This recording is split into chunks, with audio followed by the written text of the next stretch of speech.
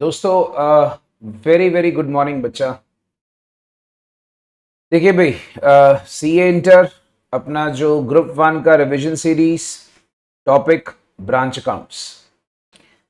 अब जैसे कि भाई बच्चे डिमांड कर रहे थे सर पहले ब्रांच अकाउंट्स रिवाइज करा दो, तो आई थॉट चलो यार पहले ब्रांच ही रिवाइज करा देते हैं। तो भाई साहब आप इसमें चेक कर लीजिएगा हमारा जो ब्रांच का रिवीजन। देखिए फटाफट से एक ओवरव्यू लेते हैं। ब्रांच अकाउंट्स बेसिकली क्या है? ब्रांच बच्चा एक बिजनेस का एक्सपेंशन का फॉर्म होता है।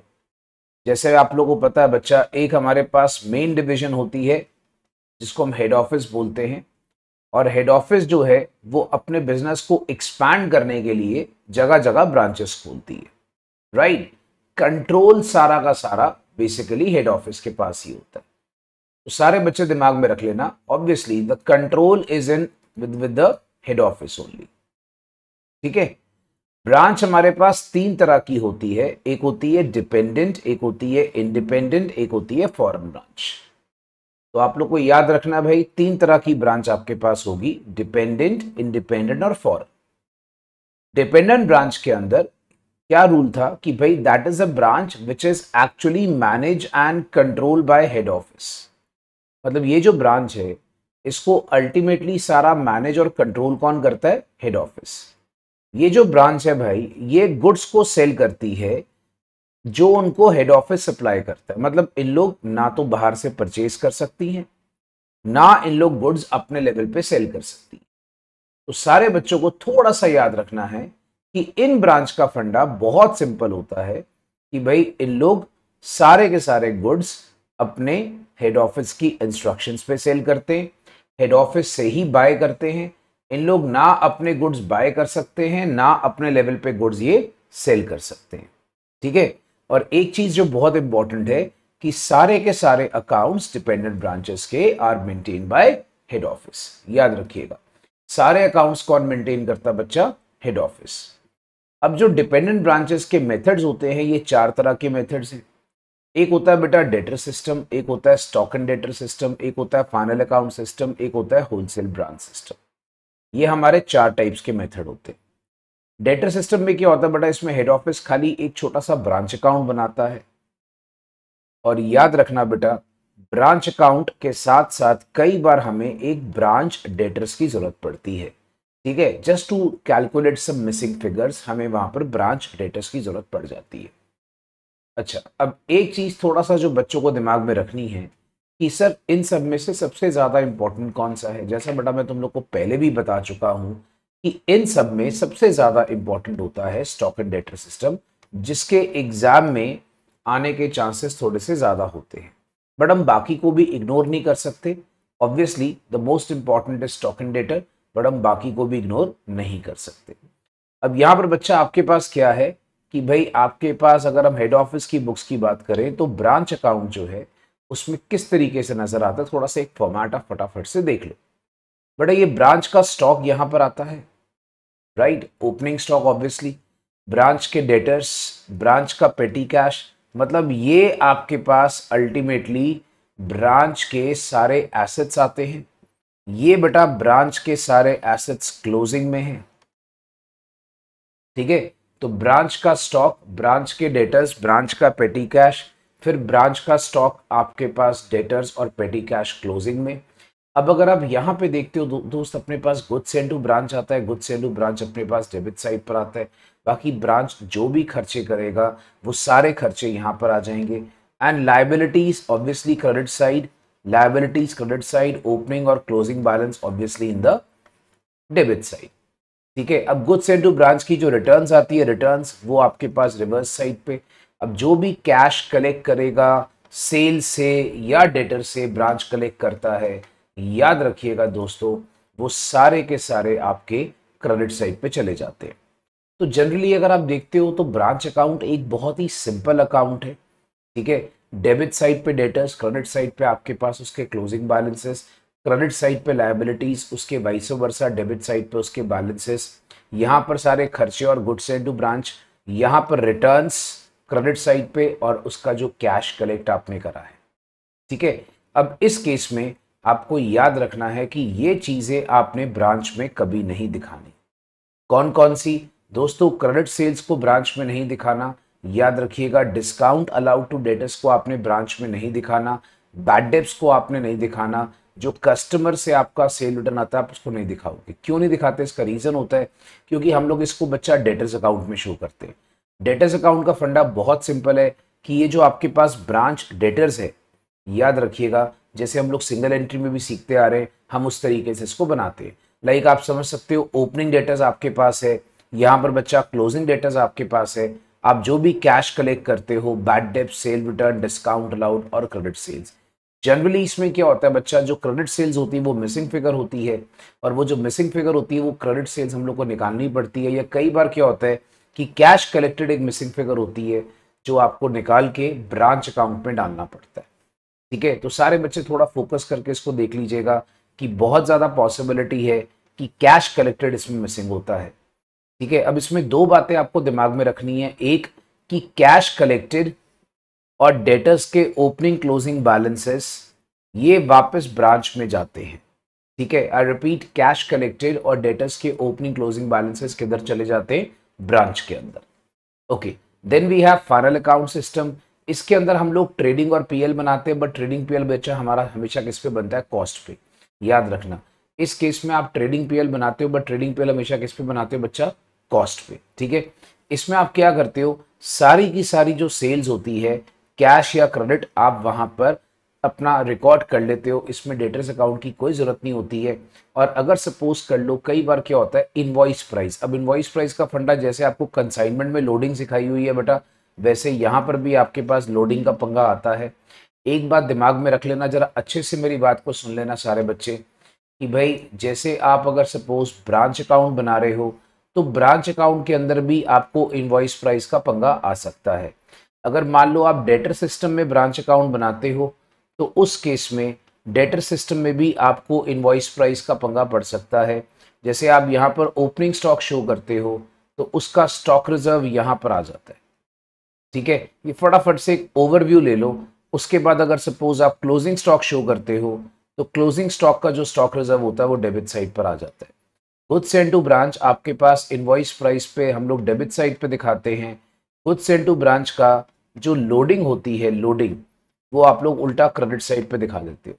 ठीक है, अब सपोज कर लो कभी रिटर्न्स है, तो हम लोग क्या करते हैं कि जो लोडिंग होती है वो नेट फॉर्म में दिखा देते हैं। नेट मतलब फॉर एग्जाम्पल 1 लाख की गुड्स सेंड टू ब्रांच है, और मान लीजिए गुड्स सेंड टू ब्रांच की जो रिटर्न्स है फॉर एग्जाम्पल सपोज कर लीजिए वो 20,000 है, तो आप क्या करोगे बच्चा, 80,000 की ऊपर लोडिंग निकाल के एक ही बार यहाँ पे दिखा देते हो।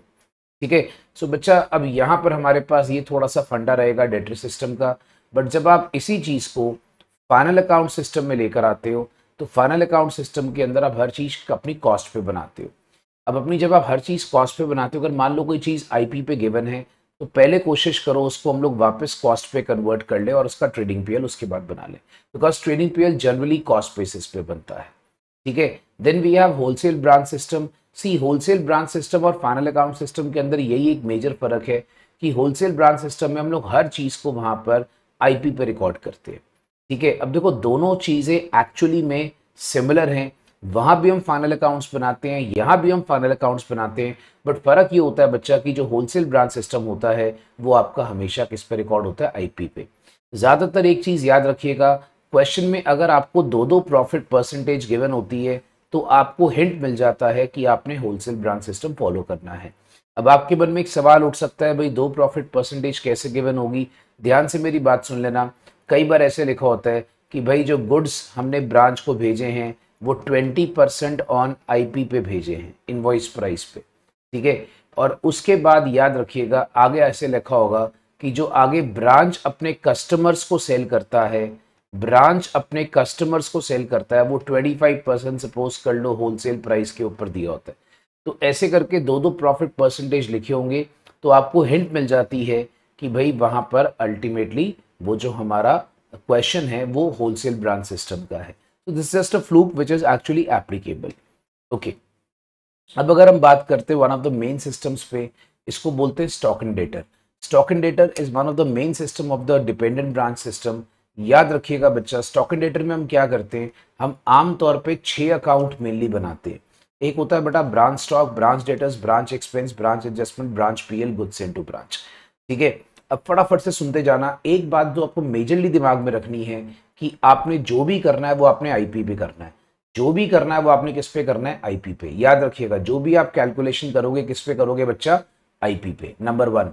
नंबर 2, आपने जब ब्रांच स्टॉक बनाना है, ब्रांच स्टॉक का आपका सिंपल सा रूल फॉलो होता है, real account, debit what comes in, credit what goes out. Debit what comes in, credit what goes out, मतलब जितना स्टॉक ब्रांच के पास आया उसको डेबिट करते जाओ, जितना स्टॉक ब्रांच से गया उसको तुम क्रेडिट करते जाओ। ठीक है, तो सिंपल सा फंडा, जितना आया डेबिट कर लो, जितना गया उसको क्रेडिट कर लो। अब जैसे हम अगर हम बात करते हैं, ओपनिंग स्टॉक आपके पास आ गया, वो डेबिट साइड पर आ गया, तो क्लोजिंग स्टॉक क्रेडिट साइड पे चला जाता है। गुड्स इनटू ब्रांच अगर आप देखोगे बच्चा, डेबिट साइड पर आता है। तो अब एक चीज दिमाग में रखना है कि अगर मान लीजिए बाय चांस सपोज कर लो गुड्स इनटू ब्रांच की रिटर्न्स होती है, तो तुम उसको यहाँ पर नेट करके दिखा सकते हो। नेट मतलब तुमने क्रेडिट साइड पे दिखाना है, क्रेडिट साइड पे दिखाओ, या डेबिट साइड से लेस करके भी दिखा सकते हो। It's absolutely your choice. ठीक है, इसके बाद अगर मैं आपसे बात करता हूँ कि जो ब्रांच की कैश सेल्स है वो आपने कैश सेल्स यहाँ पे दिखा दी। फिर अगर आप बात करते हो बेटा जो ब्रांच के डेटर्स हैं, क्रेडिट सेल्स, वो भी आप यहाँ दिखाते हो। देखो अब यहाँ पर आप देखोगे डेटर सिस्टम में और यहाँ पे दोनों में फर्क क्या है। मैं दोनों का आपको फर्क समझा देता हूँ बेटा, आप लोग को फटाफट से सुनते जाना है कि फर्क दोनों में क्या है। कि वहां पर हम लोग क्रेडिट सेल्स वगैरह नहीं दिखाते थे, बट यहाँ पर बच्चा हम लोग अपनी क्रेडिट सेल्स वगैरह सब दिखाते हैं। बिकॉज ब्रांच स्टॉक का मुद्दा क्या होता है, तुम्हारा स्टॉक जितना आया तुम डेबिट साइड पे दिखाओगे, और ब्रांच के पास जितना स्टॉक गया तुम उसको क्रेडिट साइड पे दिखाओगे। तो जो ब्रांच कैश की कैश सेल्स है वो क्रेडिट साइड पे, ब्रांच डेटर्स की क्रेडिट सेल्स है वो आपके पास क्रेडिट साइड पे चली जाती है। अब इसके अंदर बाय चांस सपोज कोई सेल रिटर्न होता है तो वो ब्रांच के पास गुड्स वापस आते हैं। याद रखना, अगर कोई सेल रिटर्न होता है तो वो ब्रांच के पास गुड्स वापस आते तो वो आप डेबिट साइड पे दिखा देते हो, राइट। बट इसको ब्रांच डेटर्स करके लिख के दिखाना है। ओके, अब इसमें एक छोटा सा पॉइंट होता है कि कई बार सपोज कर लीजिए कोई आपका स्टॉक का नुकसान हो जाता है, लाइक कोई अबनॉर्मल लॉस हो गया, या मान लीजिए स्टॉक की शॉर्टेज हो गई है, तो बेटा वो भी आप क्रेडिट साइड पे दिखाते हो, because in these cases stock is going out. But एक बात दिमाग में रखना, any sort of adjustment in abnormal loss has to be shown through branch adjustment account। ठीक है, तो बच्चे बड़ा अच्छे से दिमाग में रख लेना, कोई भी तुम लोग को वहां पर अगर लॉस दिखाना है तो ब्रांच एडजस्टमेंट। ठीक है, कोई शॉर्टेज दिखानी तो वो भी किससे दिखानी है, ब्रांच एडजस्टमेंट के साथ। अब इसमें पॉसिबल क्या होता है एक्चुअली में ना, जो आमतौर पे ब्रांच स्टॉक में बैलेंसिंग फिगर आती है वो सरप्लस या शॉर्टेज ही आती होती है। अगर सरप्लस आ गया तो उसको भी ब्रांच एडजस्टमेंट के थ्रू दिखा दो, और शॉर्टेज आता है इसको भी ब्रांच एडजस्टमेंट के थ्रू दिखा दो। आप देखोगे किसी क्वेश्चन में इसको पीएल में डाल देते हैं, कभी किसी क्वेश्चन में इसको हम लोग वहां पर अपना एडजस्टमेंट में डाल देते हैं, उससे कोई फर्क नहीं पड़ने वाला। अपने आंसर से कंफ्यूज नहीं होना, बस अपने कॉन्फिडेंस से उसको करते जाना है। याद रखिएगा दोनों एक ही बात होती है, राइट। अच्छा, फिर हम बात करते हैं ब्रांच डेटर्स की। ब्रांच डेटर्स के अंदर अगर हम बात करते हैं बच्चा, जो ओपनिंग डेटर्स होता है वो इधर क्रेडिट साइड पे आपके पास आ गया, क्लोजिंग डेटर्स। अब आपने यहां पर देखना है कि जो ब्रांच डेटर्स होता है वो होता है क्रेडिट सेल्स। क्रेडिट सेल्स को आपने बेटा रिवर्स साइड पे लेकर आना है। सारे बच्चे याद रखना, क्रेडिट सेल्स को बच्चा आपने यहां पर रिवर्स साइड पे लेकर आना है। ये लीजिए, डन। उसके बाद अगर आप नोटिस करते हो मेरे पास बच्चा कोई भी सेल रिटर्न होती है तो वो मैं यहाँ पे शो कर रहा हूँ ब्रांच डेटर्स का। जरा फोकस करके देखते जाना भाई, बिकॉज मेरे को एक स्पीड में बोलना पड़ेगा, राइट। क्योंकि हम रिवीजन कर रहे हैं तो भाई साहब रिवीजन एक स्पीड में होगी। तो ये अपने पास आ जाएगा by branch stock cell return. अब इसमें अगर आप देखोगे बाय ब्रांच एक्सपेंसेस, तो खर्चे बच्चा आपके पास यहाँ सारे आ जाएंगे, डिस्काउंट अलाउड या बैड डेप्स, और कोई कैश तुमने करेक्ट करा वो यहाँ पर आ जाता है। तो डेटर्स का फॉर्मेट सेम रहता है, बस खाली तुमने एक अकाउंट से दूसरे अकाउंट में इसको रिलेट करना है। ओके, इसके बाद बच्चा आता है ब्रांच के खर्चे। देखो जितना तुमने यहाँ पर ब्रांच के खर्चे डाले डिस्काउंट अलाउड बैड डेप्स, इसको रिवर्स साइड पे ले आते हैं तो यहाँ पर आ जाता है branch debtors discount allowed bad debts, ये आ गया। इसके अलावा अगर तुमने कोई और दूसरे खर्चे करे तो वो आपके पास आ जाता है टू कैश एक्सपेंसेस। अब मैं ये सारे जो बैलेंसेज हैं मैं उठाता हूँ, इसको ब्रांच एडजस्टमेंट या ब्रांच पीएल में डाल देता हूँ। ठीक है, I am putting up all the balances यहाँ से पिक करके ब्रांच एडजस्टमेंट या ब्रांच पीएल में। फिर बच्चा मैं आपके पास लेकर आता हूँ ब्रांच एडजस्टमेंट। ब्रांच एडजस्टमेंट कुछ नहीं होता, सिर्फ एक लोडिंग का अकाउंट होता है। सारे बच्चे याद रखना, ब्रांच एडजस्टमेंट कुछ नहीं है भाई, सिर्फ क्या है, एक लोडिंग का अकाउंट है। लोडिंग में हमारे पास क्या कहानी होती है, देखो बहुत सिंपल सी बात है कि आपको यहाँ पर एक तो जो गुड्स सेंड टू ब्रांच होता है उसमें लोडिंग होती है, ओपनिंग स्टॉक में लोडिंग होती है, ठीक है, ये तुमने डेबिट साइड पे शो करे होते हैं। सरप्लस या शॉर्टेज में लोडिंग होती है। बेटा प्लीज आप लोगों को थोड़ा फोकस करके सुनना पड़ेगा, मैंने पहले बोला मैं एक फ्लो में बोलूंगा। तो ओपनिंग स्टॉक में लोडिंग होती है, गुड्स सेंड टू ब्रांच में लोडिंग होती है, सरप्लस या शॉर्टेज में लोडिंग होती है, ठीक है।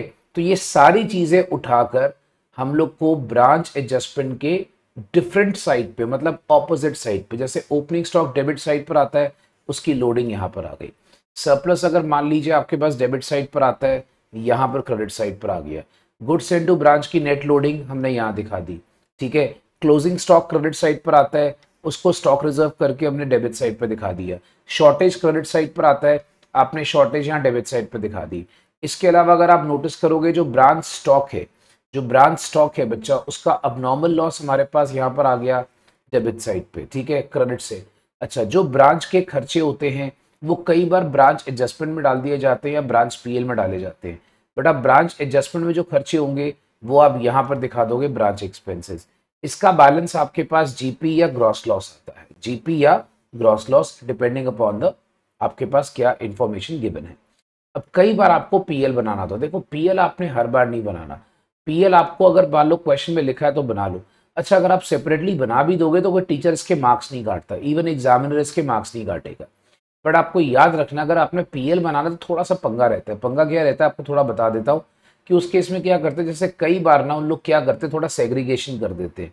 जैसे मान लो अब सरप्लस है, सरप्लस जैसे आपने ब्रांच स्टॉक में यहाँ दिखाया, ठीक है, आपने टोटल दिखा दिया। अब अगर आप पीएल बना रहे तो उसमें क्या करते हैं उन लोग कि भाई सरप्लस ऊपर दिखा के नीचे उसका जो कॉस्ट है दिखा देते हैं, मतलब खाली ऊपर लोडिंग पोर्शन दिखाया। मान लो फॉर एग्जाम्पल सरप्लस आया 100 रुपए, ठीक है, सरप्लस में मान लो 100 के अंदर 20 रुपए की लोडिंग है एग्जाम्पल, तो वो क्या करेंगे, खाली जो लोडिंग पोर्शन होता है वो यहाँ दिखा देते हैं और 80 रुपए की जो कॉस्ट होती है वो यहाँ दिखा देते हैं।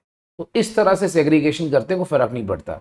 अगर आपको पीएल बनाना है तो फिर जो खर्चे होते हैं ना, खर्चे ये वाले, फिर आप कोशिश करो ब्रांच एडजस्टमेंट में नहीं डालना, वो आपने किस में डाल देना, ब्रांच पीएल के अंदर। छोटी सी बात है, अगर तुम्हारे जो खर्चे होते हैं बड़ा, वो किस में डालना है बच्चा, आपने ब्रांच पीएल के अंदर। अच्छा, इसके बाद तीसरी बात मैं आपको बता देता हूं कि जो ब्रांच शॉर्टेज होती है सेम उसका ट्रीटमेंट करो, कॉस्ट यहां पर, लोडिंग वहां पर, ठीक है। इनकम्स यहां दिखाकर फिर तुम्हारे पास जितना भी अबनॉर्मल लॉस होता है उसको भी तुम चाहे सेग्रीगेट कर सकते हो। लाइक अबनॉर्मल लॉस की भी जो लोडिंग होती है वो ऊपर और बाद में कॉस्ट नीचे। ये सेग्रीगेशन करने के बाद तुम्हारे पास आंसर नेट प्रॉफिट आता है, राइट। तो बच्चे प्लीज इस चीजों को ध्यान से देखिएगा। अब इसमें एक फोकस आपको देखना है कि मेजॉरिटी क्वेश्चंस में ब्रांच एडजस्टमेंट हम लोग आमतौर पे कंबाइंड फॉर्म में बनाते हैं। बट अगर ब्रांच पीएल आपको सेपरेटली बोला है तो आप ब्रांच पीएल को सेपरेटली बनाओ। उस केस में आपको अबनॉर्मल लॉस की कॉस्ट, सरप्लस शॉर्टेज की कॉस्ट, लोडिंग पार्ट जो होता है ब्रांच एडजस्टमेंट में, कॉस्ट का डालनी है पीएल में, लोडिंग पार्ट का डालना है बच्चा आपने एडजस्टमेंट में, याद रखिएगा। तो अब ये आपके ऊपर रहेगा। अगर तो क्वेश्चन में लिखा है पीएल बनाओ फिर तो डेफिनेटली बनाओ, नहीं लिखा तो तुम ब्रांच एडजस्टमेंट में सारा कुछ कंबाइन करके कर सकते हो बाय गिविंग अ नोट। याद रखना assumptions के नोट जरूर लिखने हैं, ठीक है। सो दोस्तों ये था हमारे पास सारा का सारा अपना branch adjustment account.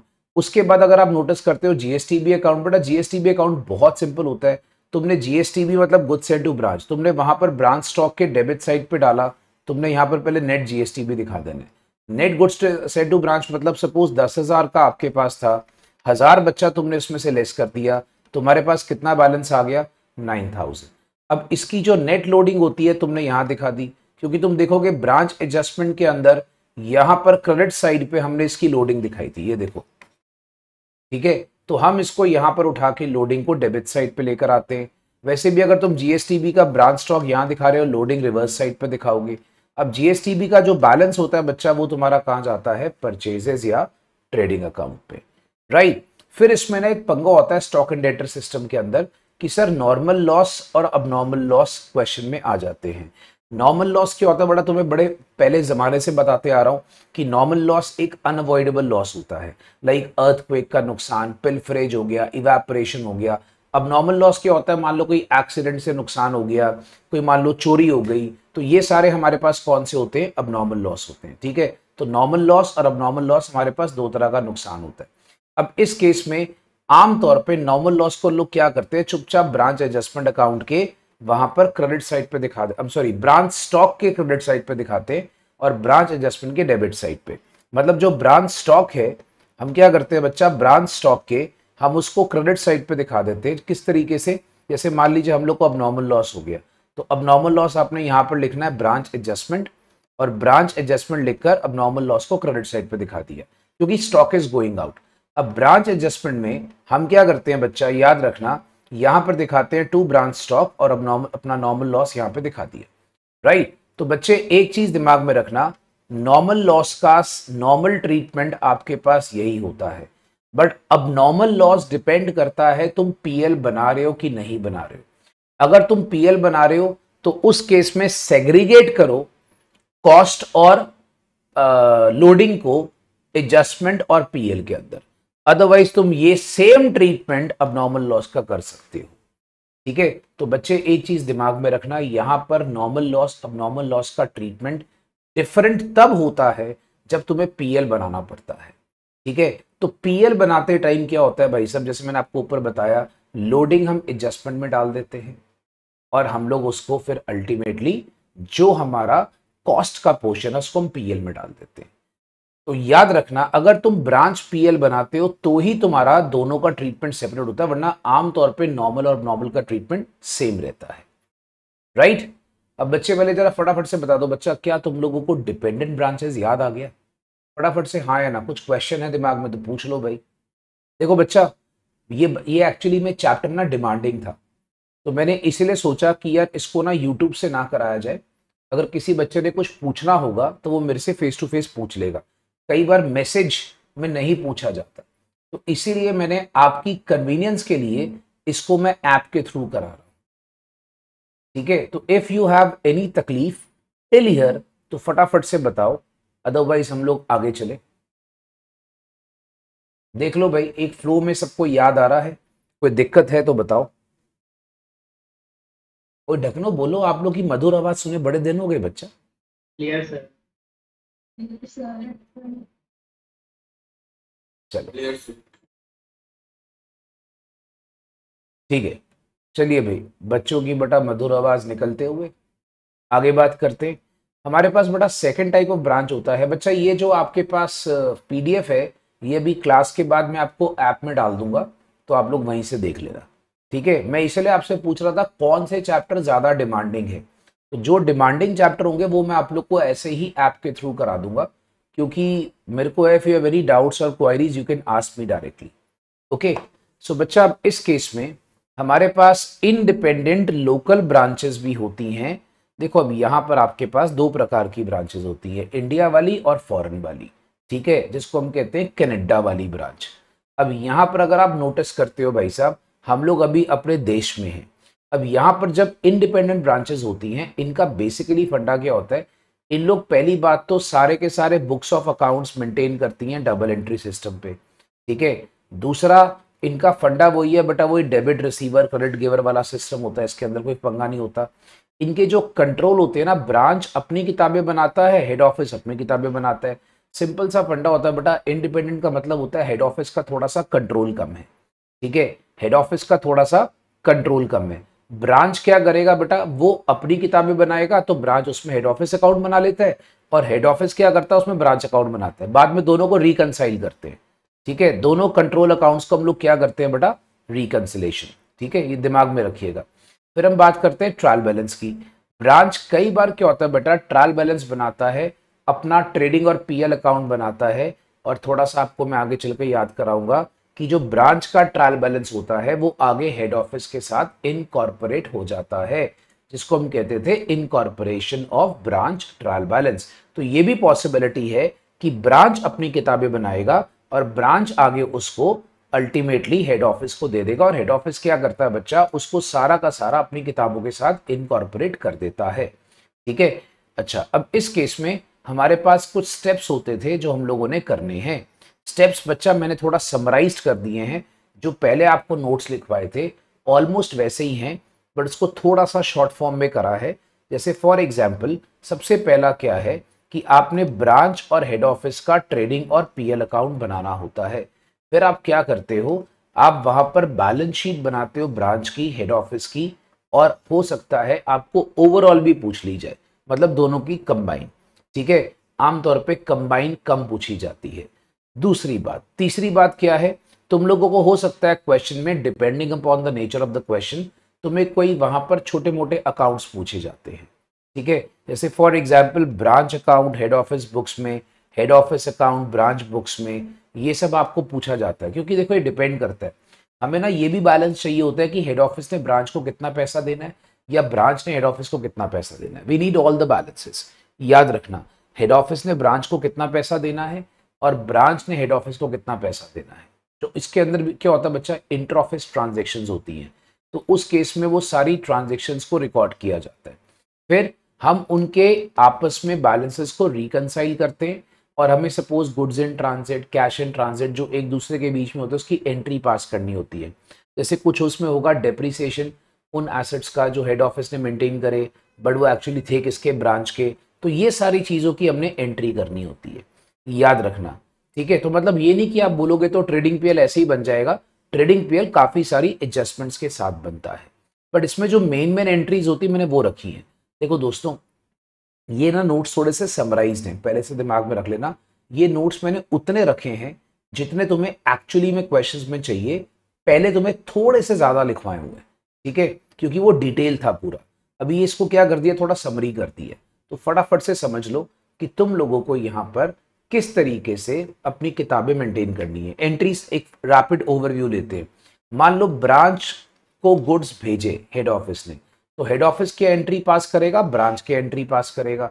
Head office बोलता भैया ब्रांच रिसीवर है टू जीएसटीबी, ब्रांच बोलता भैया मैं रिसीवर हूं, तो वो बोलेगा मेरे को गुड्स आ रहे हैं वहां पर, और who is the giver, head office. अब तुम लोगों को मैंने यहाँ पर एक रूल बताया हुआ था, अगर तुम याद करोगे रूल क्या था कि जब यहाँ पर ब्रांच डेबिट करता है अपनी किताबों में, सॉरी हेड ऑफिस डेबिट करता है ब्रांच को, तो ब्रांच हमेशा उसके वाइस वर्सा हेड ऑफिस को क्रेडिट करेगा ही करेगा।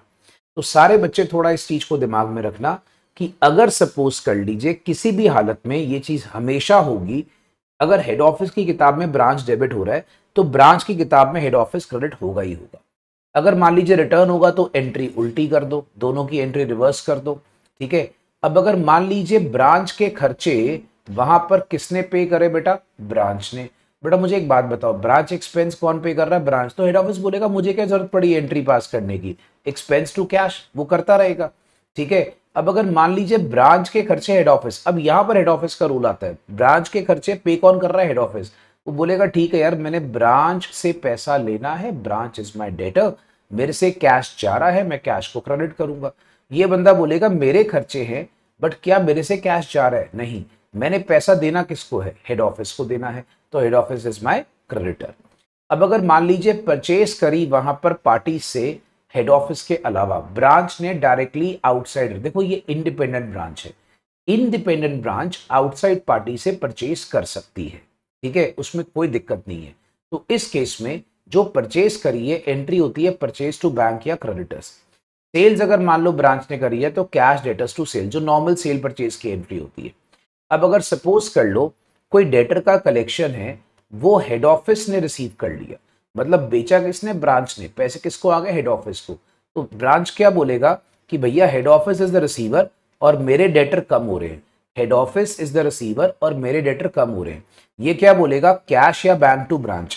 ये क्या बोलेगा भाई साहब, कैश या बैंक टू ब्रांच, मतलब because cash is coming in and the branch is the giver.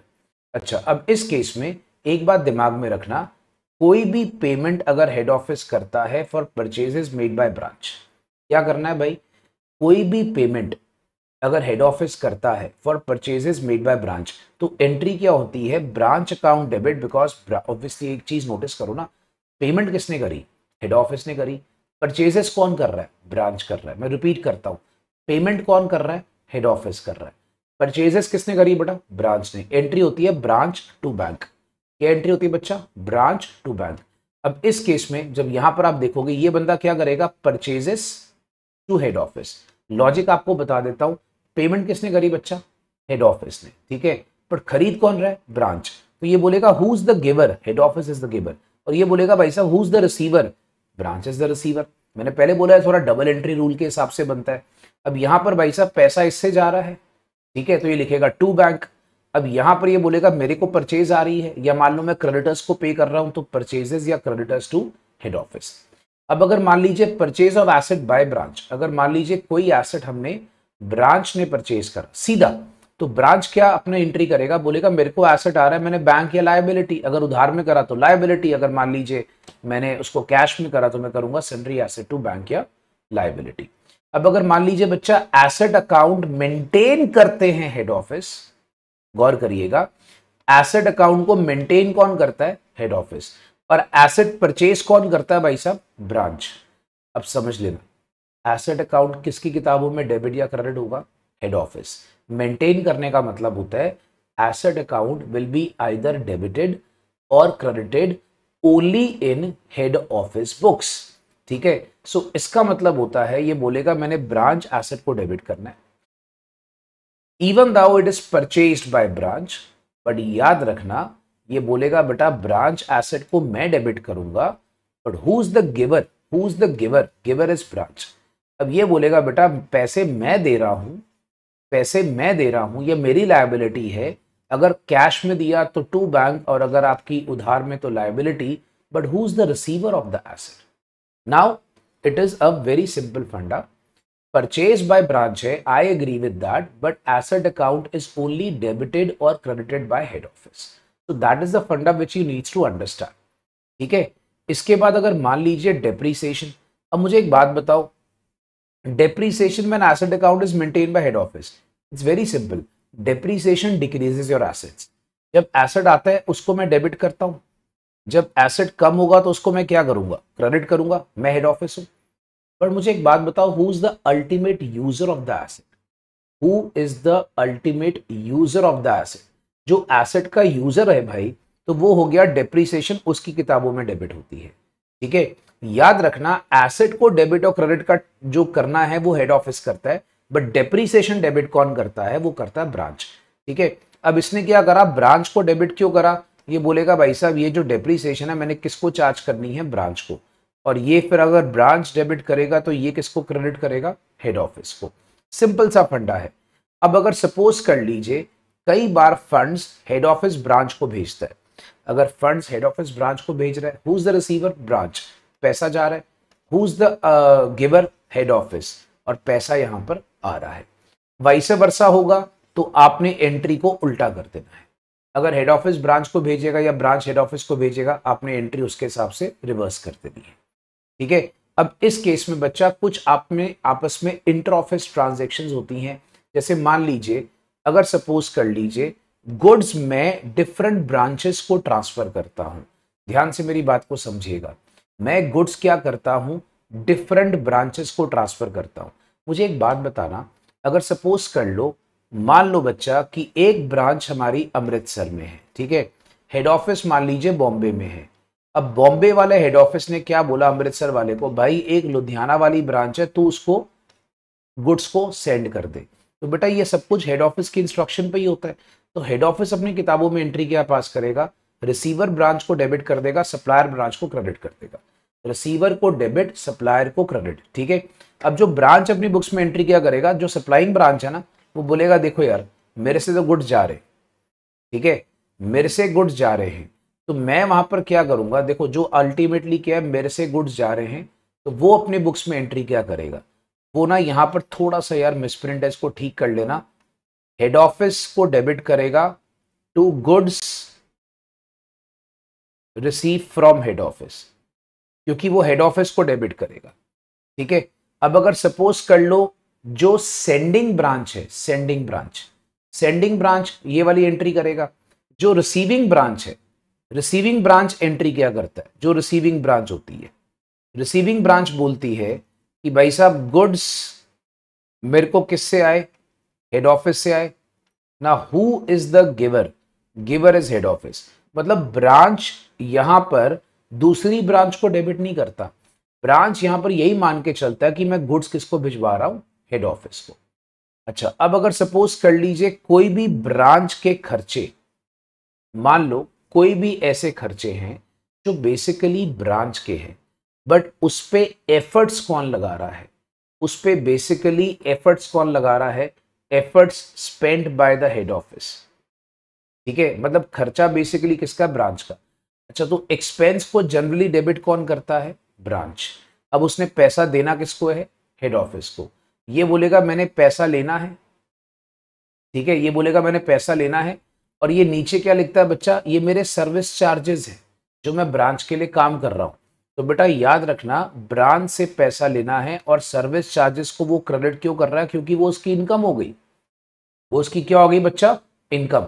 और ये क्या बोलेगा भाई, एक्सपेंस को मैं डेबिट करूंगा, and who is the giver, who is the giver, basically मैंने पैसा जो है अल्टीमेटली हेड ऑफिस को क्रेडिट करना होता है। ठीक है, अब एक चीज पहले मुझे बताइए बेटा, सारे बच्चों को क्या ये एंट्रीज क्लियर है, जल्दी से मुझे बता दो, किसी बच्चे को कोई एंट्री में तकलीफ है, येस और नो, ताकि मैं आपको फॉरेन ब्रांच पे ले आऊं। देखो बच्चा, तुम्हें एंट्रीज याद आ रही है, कोई एंट्रीज का लॉजिक दिक्कत,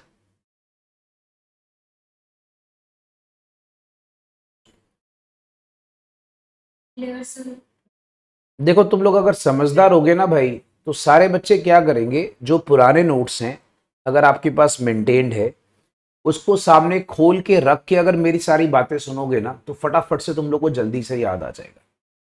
अगर पुराने नोट्स सामने रख लोगे तो हो सकता है तुम लोग को पीडीएफ भी ना चाहिए हो, राइट।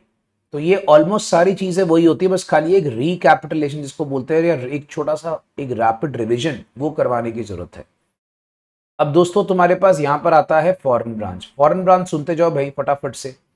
फॉरेन ब्रांच का सीन ऐसा है बेटा, फॉरेन ब्रांच जो कंट्री के बाहर होती है, इसमें तुम लोग को याद होगा दो चीजें होती थी, एक होता था ईफो, ईफो मतलब इंटीग्रल फॉरेन ऑपरेशंस।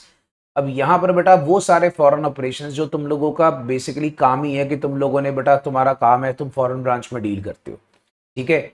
अब अगर सपोज एक होता है नीफो, नीफो मतलब क्या, तुम्हारा बेसिक काम नहीं है, तुम फॉरेन ब्रांच में ज्यादा डील नहीं करते हो, जब तुम सारा काम ही फॉरेन ब्रांच के साथ करते हो ईफो, जब तुम ज्यादातर करते हो वो क्या होता है, नीफो।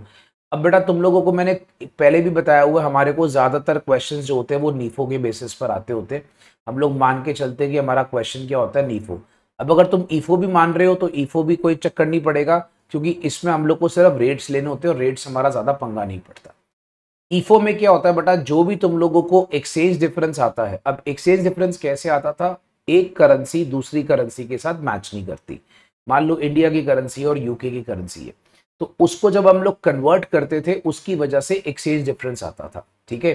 तो वो एक्सचेंज डिफरेंस को आमतौर पे ईफो में क्या करते थे, हम कहते थे हमारा तो काम ही यही है, तो उसको इनकम मान लेते थे, ठीक है। और नीफो में क्या करते थे बेटा, उसको हम लोग फॉरेन करेंसी ट्रांसलेशन रिजर्व में डाल देते थे। थोड़ा सा बच्चे याद कर लेना, ये चीज हमने AS11 में भी करी हुई है, राइट। अब कौन कौन से एक्सचेंज रेट यूज करने होते थे, फटाफट से वो, इसमें सारा पंगा एक्सचेंज रेट का है, ठीक है। इसमें क्या बच्चा, अगर तुम्हारी मॉनेटरी आइटम्स है like cash, debtors, creditors, prepaid expenses, outstanding expense, ईफो में तुम इसमें क्या लेते हो, क्लोजिंग रेट, नीफो में भी क्लोजिंग रेट लेते हो। तो मैंने बोला था ज्यादा फर्क नहीं पड़ने वाला, बिकॉज दोनों के एक्सचेंज रेट्स ऑलमोस्ट सेम होते हैं। अगर सपोज ओपनिंग स्टॉक है, देखो ओपनिंग स्टॉक को या तो तुम ओपनिंग रेट पे लोगे, या तुम्हें कोई रेट वहां पर स्पेसिफिकली मेंशन होगा। तो ओपनिंग स्टॉक या तो ओपनिंग रेट पर होता है, या तुम्हें कोई स्पेसिफिकली वहां पर रेट मेंशन होता है। क्लोजिंग स्टॉक क्लोजिंग रेट पर होता है, या तुम्हें कोई वहां पर स्पेसिफिकली उसका रेट मेंशन होता है। अगर कोई अलग से रेट मेंशन है ठीक है, वरना ओपनिंग रेट ले लो, बात खत्म हो गई। अगर अलग से रेट मेंशन है ठीक है, वरना तुम क्या करो, क्लोजिंग के लिए क्लोजिंग रेट ले लो। अच्छा, कन्वर्जन करनी खाली तुम लोगों ने। नॉन मॉनेटरी के अंदर जैसे सपोज कर लो फिक्स्ड एसेट वगैरह, फिक्स्ड एसेट का जनरली तुम्हें एक्चुअल एक्सचेंज रेट गिवन होता है। मान लो किसी क्वेश्चन में अगर एक्चुअल एक्सचेंज रेट ना गिवन है, तुम नीचे नोट लिखकर फिक्स्ड एसेट को क्लोजिंग रेट पे भी कन्वर्ट कर सकते हो। सेम गोज विद डेप्रिसिएशन, जिसका फिक्स्ड एसेट का रेट होगा तुम उसी को लोगे, अदरवाइज तुम क्या करोगे बच्चा, तुम क्लोजिंग रेट के थ्रू कन्वर्ट कर सकते हो। बाकी जितनी भी रेवेन्यू आइटम्स होती है लाइक परचेज, सेल्स, इंटरेस्ट, खर्चे वगैरह वगैरह, याद रखना या तो इनके आपके पास रेट गिवन होते हैं, ठीक है, अदरवाइज तुम क्या यूज कर सकते हो, एवरेज रेट। या तो तुम्हारे पास रेट गिवन होगा, या तुम लोग क्या यूज कर सकते हो, एवरेज रेट। जो तुम गुड्स रिसीव करते हो, देखो गुड्स रिसीव हमेशा उसके ना कुछ आपको रेट लिखे होते हैं, तो जो रेट लिखे होंगे उस पर लेना। देखो 3-4 चीजों के रेट हमेशा गिवन होते हैं। एक आपके पास फिक्स्ड एसेट के, एक गुड्स ट्रांस जो आपने एक दूसरे के साथ ट्रांजेक्ट करे हैं, जो मान लो रेमिटेंस होती हैं, जो मान लो आपने बैलेंसेस दिए होते हैं, तो इनके रेट आपको लिखे होते हैं। आपको सिर्फ ज्यादातर ना जो याद करने वाली चीज होती है ना इसके अंदर, वो ये होती है, मैं आपको बता देता हूँ कि मॉनेटरी आइटम्स में क्लोजिंग रेट लेना है, नंबर 1 इसको याद करना है। बाकी सबके रेट लिखे होते हैं, ठीक है। और तुम लोगों को वहां पर जो रेवेन्यू आइटम्स होती है उसमें तुमने एवरेज रेट लेना है, बाकी सबके रेट क्वेश्चन में दिए होते हैं। और तीसरी बात, अगर कोई कॉन्टिजेंट लायबिलिटी आ गई तो उसका तुमने क्लोजिंग रेट लेना है, बस। बाकी सबके रेट्स तुम्हें लिखे होते हैं। और आमतौर पे जो मान लो हेड ऑफिस का बैलेंस ब्रांच में है या ब्रांच का बैलेंस हेड ऑफिस में है, उसको कन्वर्ट करके ही फिगर क्वेश्चन में दी होती है। तो इतनी टेंशन लेने वाली बात नहीं है। 3 चीजें खाली अच्छे से लर्न कर लो, वो आपको एक बार दोबारा बोल देता हूं।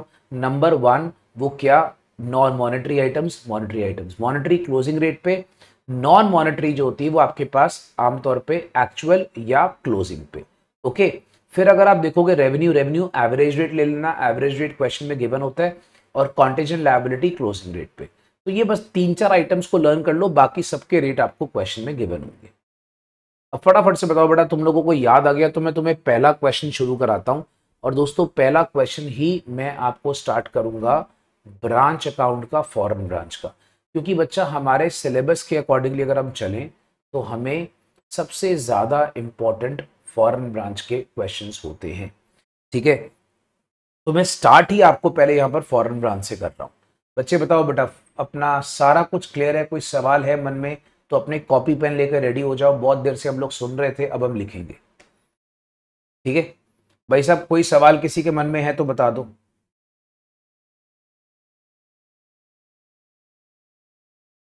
चलो ठीक है, नहीं है सच। ओके। सो भाई साहब अगर आपके मन में कोई सवाल नहीं है तो फटाफट से आ जाइए। क्वेश्चन नंबर 1 कहता है भाई साहब MSN कंपनी है लखनऊ का, उसका ब्रांच है ईफो है, चलो अच्छी बात है उसने बोल ही दिया है, कैनबरा ऑस्ट्रेलिया। 31 मार्च को ये लेजर बैलेंसेस आपने एक्सट्रैक्ट करे हैं।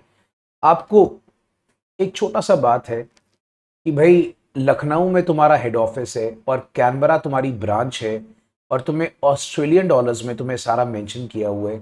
अब ये तुम्हें ऑब्वियसली रुपीस में लिखा होगा, तो ये सारी इंफॉर्मेशन तुम्हें लिखी हुई है, ठीक है, डेबिट और क्रेडिट की।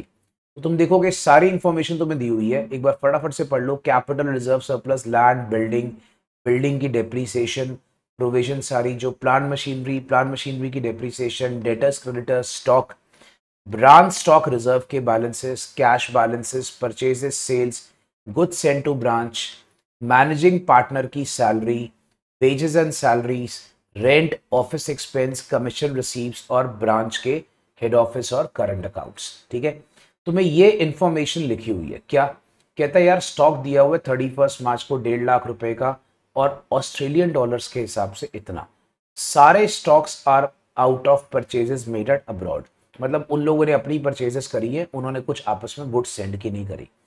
हेड ऑफिस ने हमेशा ब्रांच को जब भी गुड्स भेजे हैं उन्होंने 25% ऐड करके भेजा।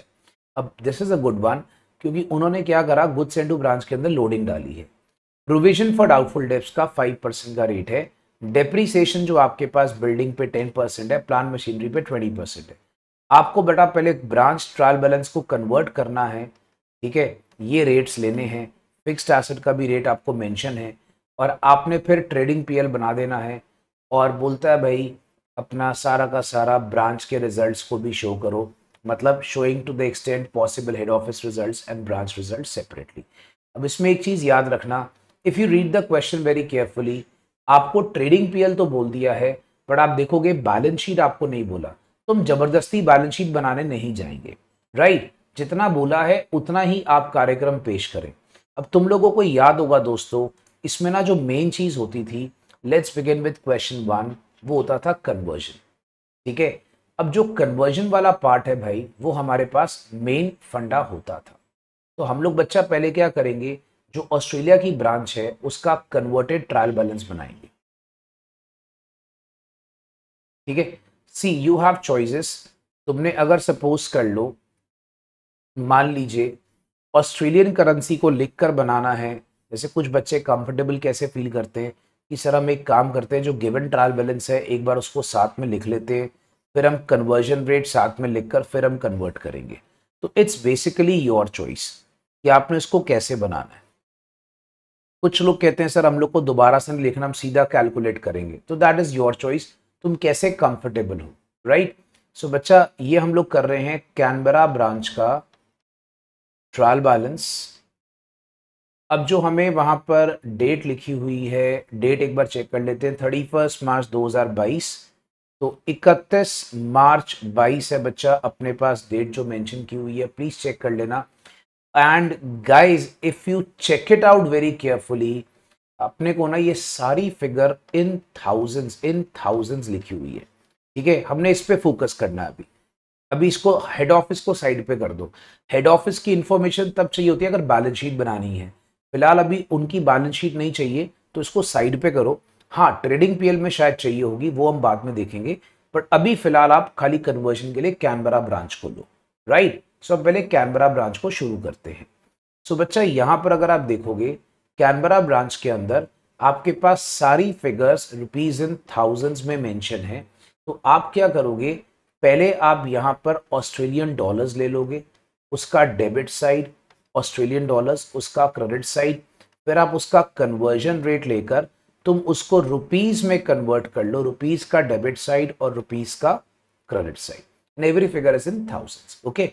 So if you start with it, अगर आप देखते हो बच्चा, तो ये हमारा पहला पॉइंट जो इसमें स्टार्ट हो रहा है, ये स्टार्ट ही आपका हो रहा है प्लांट मशीनरी के साथ। जरा फोकस कर लेना भाई, स्टार्ट ही आपका प्लांट मशीनरी के साथ हो रहा है। 200 की प्लांट मशीनरी है और प्रोविजन फॉर डेप्रिसिएशन इसमें 130 का है। तो बच्चे जरा फोकस कर लेना भाई, प्लांट मशीनरी 200 की है और हमारे पास जो प्रोविजन फॉर डेप्रिसिएशन है वो आपके पास आता है 130 का। तो बच्चे एक साथ कर सकते हो कन्वर्ट इसको।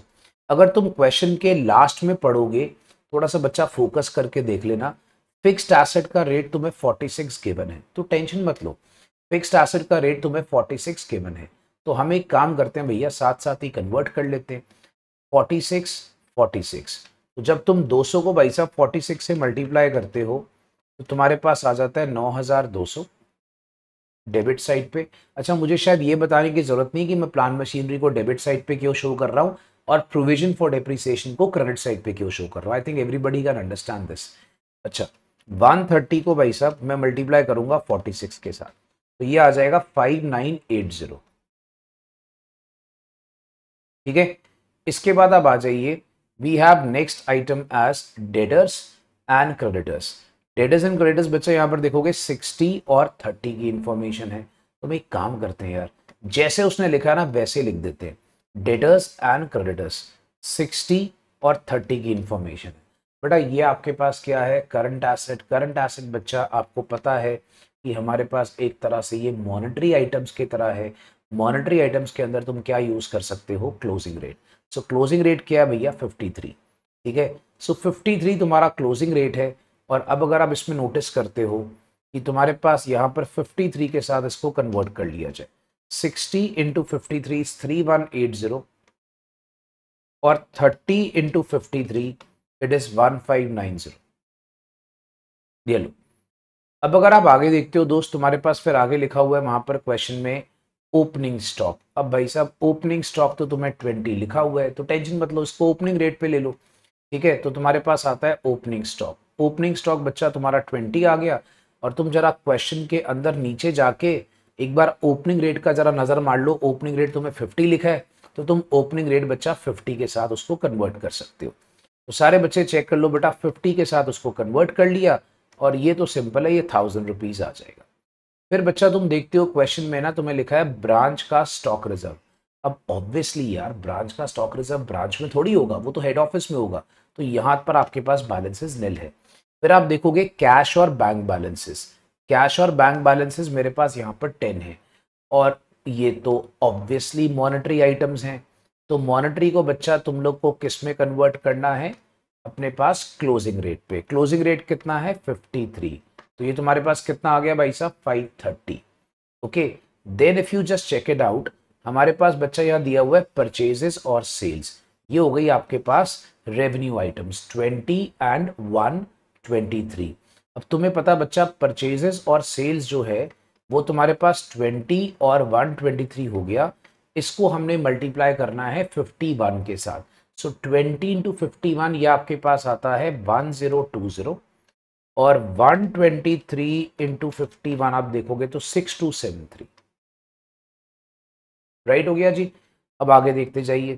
फिर मेरे को लिखा है गुड सेट टू ब्रांच, ये 5 दी है। ओके होल्ड ऑन, पहले क्वेश्चन पढ़ लो कि कहीं तुम्हें गुड सेट टू ब्रांच की वैल्यू गिवन है। यस गिवन है, इसके सामने ही है देखो 100। तो गुड सेट टू ब्रांच की तो वैल्यू तुम्हें गिवन ही होती है, मैंने पहले भी बोला था। तो जीएसटीबी की वैल्यू तुम्हें एक्चुअल रेट पे ऑलरेडी गिवन है।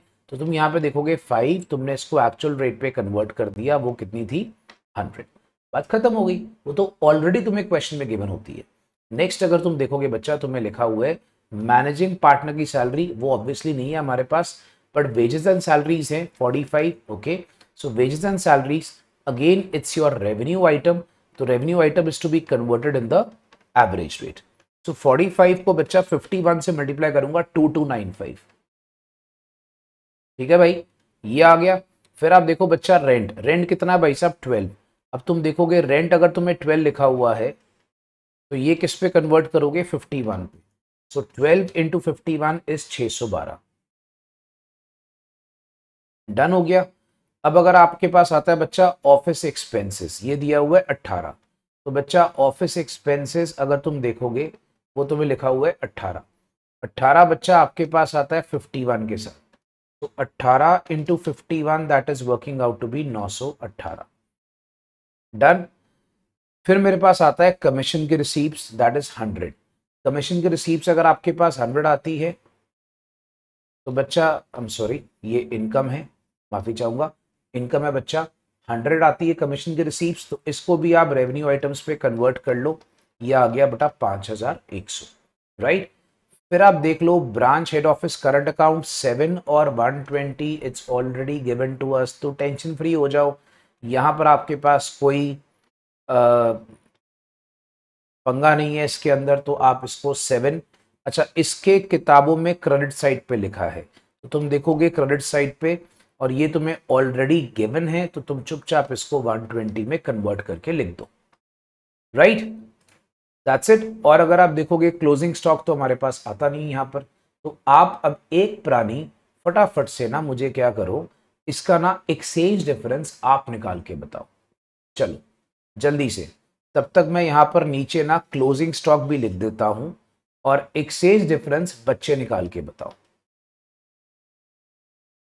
चलो ये तो मैच कर जाएगा ना, इसमें तो कोई दिक्कत नहीं है, तुम्हारे को दिक्कत यहां पर आएगी एक्सचेंज डिफरेंस के अंदर।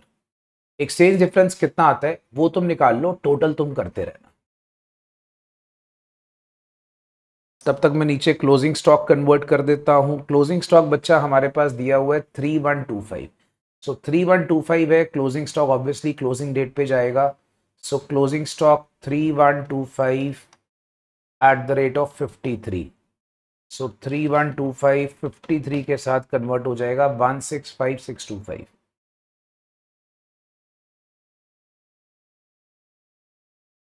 भाई साहब मैं इंतजार कर रहा हूं बच्चों के एक्सचेंज डिफरेंसेस का, जल्दी से भाई एक्सचेंज डिफरेंसेस एक पुरानी निकाल के बताओ।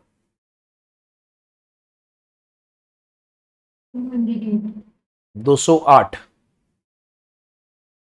डेबिट पे क्रेडिट पे, कोई ढक्कन फिर सोच लो, डेबिट की क्रेडिट, डेबिट साइड। ओके, तो मतलब ये लॉस हो गया अपने को, याद रख लो भाई साहब, ये क्या हो गया फिर अपने को लॉस।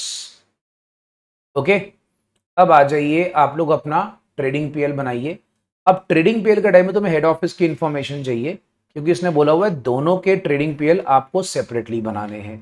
तो अब तुम यहां पर उठाओगे ब्रांच की रुपीज वाली फिगर्स जो तुमने ऊपर निकाली है, और हेड ऑफिस का तुम ट्रेडिंग पीएल साथ में बना लोगे।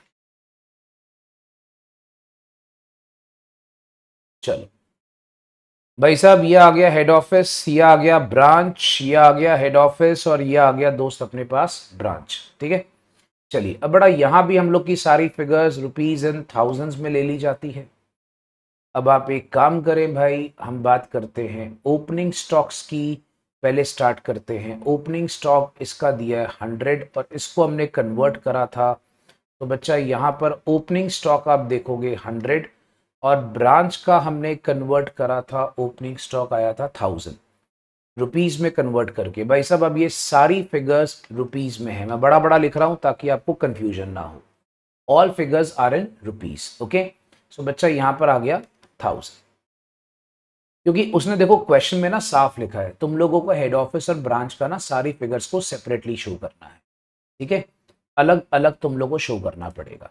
चलिए फिर अगर आप याद करोगे भाई परचेजेस, परचेजेस दोस्त अगर तुम देखोगे क्वेश्चन में परचेजेस परचेजेस परचेजेस इसकी दी है 240, इसको हमने 20 के साथ कन्वर्ट करा था, तो बच्चा ये 240 आ गई, इसको आप चेक कर लो, इसका आया था 1020, राइट। ओके, फिर अगर आप आगे देखते हो भाई साहब हमारे पास आता है goods send to branch, goods send to branch.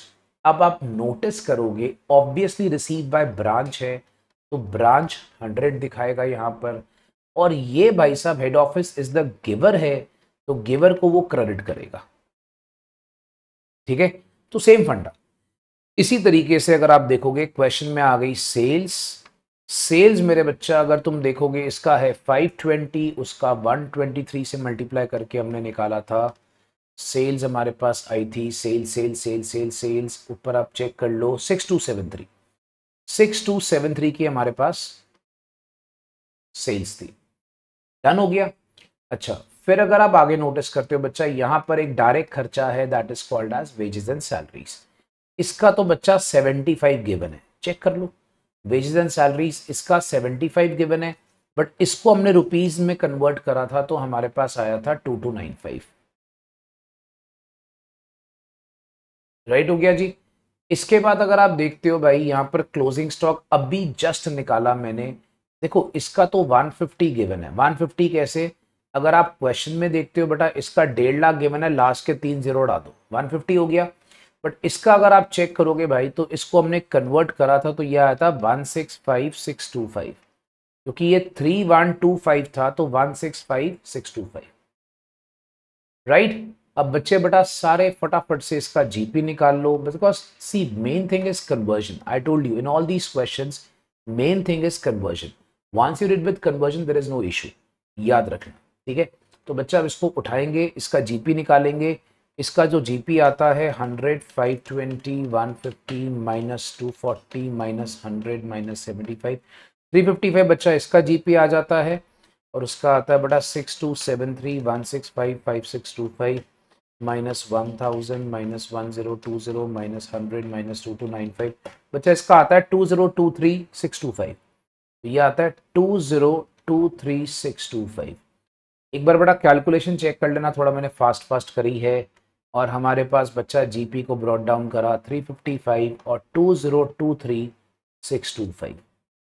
Okay, अब तुम देखोगे भाई एक ना इसका खर्चा था रेंट, अच्छा रेंट का सीन ऐसा था कि खाली वो इसमें था, आप देखोगे हेड ऑफिस में रेंट है ही नहीं, चेक करो रेंट अगर आप देखोगे बच्चा हेड ऑफिस के अंदर है ही नहीं, ठीक है, तो रेंट खाली ब्रांच का था 12, तो ब्रांच का रेंट आपके पास कन्वर्ट कर कर आया था 612, चेक कर लीजिए। फिर हमारे पास आता था ऑफिस के खर्चे, ऑफिस के एक्सपेंसेस, ऑफिस के एक्सपेंस इसके तुम्हें 25 लिखे हुए थे, चेक कर लो, और इसके हम लोग ने कन्वर्ट करे थे 18 को हमने करा था, तो ये हमारे पास आया था ऑफिस एक्सपेंस कितने थे, ऑफिस एक्सपेंस थे हमारे पास 918, 918 के बच्चा अपने पास ऑफिस एक्सपेंस आए थे। डन हो गया भाई। अच्छा अब ना तुम्हें एक लाइन लिखी है, provision for doubtful dips is made at 5%, agreed यार। तुम एक काम करो, तुम्हारे पास डेटर्स के बैलेंसेस हैं, हाँ जी है ना, तो डेटर्स के बैलेंसेस पे 5% प्रोविजन बना लो, तो आपके पास बच्चा 60 है, 60 पे तुम 5% प्रोविजन बनाओगे डेटर्स पे, ठीक है, बट क्या तुम 60 पे बनाओगे, नहीं, तुम बनाओगे रुपीज वाले में, तो रुपीज वाला कितना है 3180, सो 3180 के ऊपर 5%, ये तुम्हारे पास आ गया 159, डन हो गया। अच्छा तो 159 जो है तुम्हारे पास पहले इसकी प्रोविजन बन गई, इसको मैं लिखूंगा provision for bad debts 159, right, इसका आ गया 159। अब बच्चे जरा अकल लगाओ, सिंपल सी बात है कि जो इसके डेटर्स होंगे ब्रांच के, सॉरी हेड ऑफिस के 280, उसके ऊपर 5%, सो 280 के ऊपर 5% वो आ जाता है 14। अब इसी तरीके से भाई साहब तुम्हारी कहानी बनती है डेप्रीसिएशन की। अब डेप्रीसिएशन भाई तुम्हें थोड़ा ध्यान से देखना पड़ेगा, क्योंकि डेप्रीसिएशन के अंदर ना कुछ बैलेंसेस तुम्हें ऑलरेडी लिखे हुए हैं। तो एक काम करते हैं, हम ऐसे देखते हैं कि हेड ऑफिस और ब्रांच का हमें क्या क्या बैलेंसेस गिवन है। हेड ऑफिस में बच्चा तुम्हारे को ना बिल्डिंग लिखी हुई है, देखो एकदम स्टार्टिंग से आ जाओ। बिल्डिंग तुम्हें लिखी हुई है 1000, उसके ऊपर 200 की डेप्रिसिएशन अभी लग चुकी हुई है, तो इसका मतलब बिल्डिंग की WDV तुम्हारी कितनी है 800, राइट। अब तुम्हें इसका डेप्रिसिएशन लिखा है 10%, तो मतलब तुम्हारा डेप्रिसिएशन कितना आ गया 80। तो जरा 2 मिनट 80 को अपने साइड पे रखना, ठीक है। फिर हम बात करते हैं प्लांट मशीनरी। प्लांट मशीनरी के अंदर देखोगे तो इसकी कॉस्ट है 2500, ठीक है, और इसकी डेप्रिसिएशन है 600। तो इसके ऊपर आप देखोगे WDV मेरे पास आ गया 1900, राइट। अब इसकी जो डेप्रिसिएशन है वो तुम्हें लिखी हुई है 20%। एक बार जरा क्वेश्चन को देख लेना बेटा, तुम्हें ना नीचे डेप्रिसिएशन के रेट्स लिखे हुए हैं 10% और 20% ऑन WDV बैलेंसेस, ठीक है। तो अब तुम यहां पे नोटिस करोगे 1900 का 20% तुम्हारे पास आता है 380, इसको मार्क कर लो। 380 और 80 तुम्हारी जो टोटल डेप्रिसिएशन हेड ऑफिस की किताबों में आती है वो आती है तुम्हारी 460, हो गई मार्क। अब आ जाओ ब्रांच को लेकर। ब्रांच को लेकर तुमने ज्यादा टेंशन है, ब्रांच को लेकर तुम ट्रायल बैलेंस से फिगर उठाओगे। ब्रांच का जो प्लांट मशीनरी है वो तुम्हें दिया 9200, उसकी डेप्रिसिएशन है 5980। कैलकुलेटर पे कर लो, 9200 माइनस 5980, WDV इज 3220। WDV कितनी आगे बढ़ा ब्रांच की प्लांट मशीनरी की 3220। अब तुम्हें इसके ऊपर डेप्रिसिएशन निकालना है 20%, तो बच्चा 20% आता है 644, ये लो, राइट। सो डेप्रिसिएशन कितनी आ गई 460 एंड 644, तो बच्चा ये आ गया हमारे पास 460 एंड 644, ठीक है भाई। अब अपने पास वहां पर मैनेजिंग पार्टनर की एक सैलरी भी आपको मेंशन करी हुई है, मैनेजिंग पार्टनर की सैलरी। अब वो तो बड़ा ऑब्वियसली हेड ऑफिस में होगी, मैनेजिंग पार्टनर है, 30 डेबिट साइड पे खर्चा आ गया भाई साहब। चलो मैनेजिंग पार्टनर की सैलरी भी आ गई। अब तुम्हें याद होगा एक एक्सचेंज लॉस था, ठीक है, एक्सचेंज लॉस। अब आप बताओ एक्सचेंज लॉस जो है वो कौन बेयर करेगा, किसकी किताबों में लिखे, हेड ऑफिस की ब्रांच। देखो बच्चे क्या बोलते हैं, एक्सचेंज लॉस किसकी किताबों में लिखेंगे, हेड ऑफिस की ब्रांच। लेट मी सी आप लोगों का क्या व्यू पॉइंट है, जल्दी से बताओ बेटा, एक्सचेंज लॉस को कहां पे शो करना है, हेड ऑफिस में कि ब्रांच में। तुम्हें पता है एक्सचेंज लॉस यहां पे डेबिट होगा, बट बताओ मैं किसके कॉलम में लिखूंगा, हेड ऑफिस में कि ब्रांच में। Come on guys, it's very simple, head office obviously. क्यों, क्योंकि जो लॉस है that is to be borne by head office because of change of currency. Done. तो बेटा वो जो करेंसी में फर्क पड़ता है उसका सारा नुकसान अल्टीमेटली हेड ऑफिस, वैसे तो कंबाइन ही बेयर कर लेते हैं, बट आप हेड ऑफिस की किताबों में डाल सकते हो। अच्छा फिर तुम एक चीज देखोगे मैं छोड़ रहा हूं, दैट इज स्टॉक रिजर्व। अब देखो यहां पर ब्रांच का स्टॉक रिजर्व गिवन था 4। अब ऑब्वियसली बच्चा ब्रांच का स्टॉक रिजर्व जो है वो आपको कैलकुलेट करके दिया हुआ है, तो उसमें टेंशन मत लेना, it's already calculated and given to us. वो कितना है भाई 4, वो भी डाल दो हेड ऑफिस की बुक्स में, बिकॉज स्टॉक रिजर्व लोडिंग होती भी किसकी है, हेड ऑफिस की, राइट। अब तुम यहां पर इनके नेट प्रॉफिट्स कैलकुलेट कर सकते हो। तो सारे बच्चे इनके, हाँ जी, जीपी गलत आ रहा है, जीपी की बड़ा कैलकुलेशन चेक कर लो एक बार सारे बच्चे। यस सर, थोड़ा सा प्रॉब्लम है। जीपी बच्चे के 2023 625 नहीं आ रहा, 16743। मैं एक बार बच्चा दोबारा निकाल के देख लेता हूं। मेरे पास था वहां पर 6273 6273 165 625, ये आ गया। और उसके बाद माइनस हम लोगों ने कर देना है 1000। एक मिनट,